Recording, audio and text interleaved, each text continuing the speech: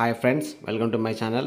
AP వాతావరణ శాఖ నుండి అయితే వెదర్ రిపోర్ట్ రావడం జరిగింది. ఏపీలో ఇవాళ రేపు ఏ జిల్లాలో వర్షాలు కురుస్తాయో దానికి సంబంధించిన వివరాలు అయితే తెలుసుకుందాం. వీడియోని అయితే స్కిప్ చేయకుండా చివరి వరకు చూడండి. వీడియో ఇన్ఫర్మేషన్ నచ్చినట్లయితే ఈ ఛానల్ని సబ్స్క్రైబ్ చేసుకొని లైక్ చేసి మీ ఫ్రెండ్స్ అండ్ ఫ్యామిలీ మెంబర్స్కి షేర్ చేసి నాకు సపోర్ట్ చేయండి. చాలామంది నా వీడియో చూస్తున్నారు కానీ సబ్స్క్రైబ్ చేయట్లేదు. మరలా ఎన్ని లైక్ చేస్తే నాకు అంత సపోర్ట్ ఉంటుంది, తద్వారా నా వీడియో చాలామందికి రీచ్ అవుతుంది. ఇక లేట్ చేయకుండా టాపిక్లోకి వెళ్ళిపోదాం. ఏపీ వాతావరణ శాఖ సూచన అయితే జారీ చేసింది.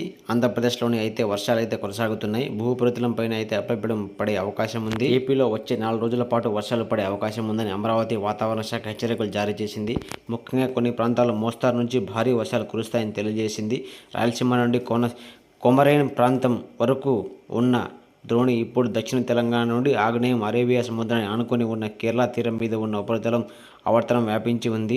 ఇది సగటు సముద్ర మట్టానికి 1.5 కిలోమీటర్ల ఎత్తు వరకు విస్తరించి ఉంది.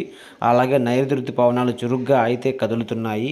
వీటి ప్రభావం వచ్చే 4 రోజుల పాటు తేలికపాటి నుంచి భారీ వర్షాలతో కూడిన లేదా ఉరుములు మెరుపులతో కూడిన వర్షం పడే అవకాశం ఉందని, అలాగే 1-2 చోట్ల నుంచి భారీ నుంచి అతి భారీ వర్షాలు కురిసే అవకాశం ఉన్నట్లు వాతావరణ శాఖ తెలిపింది.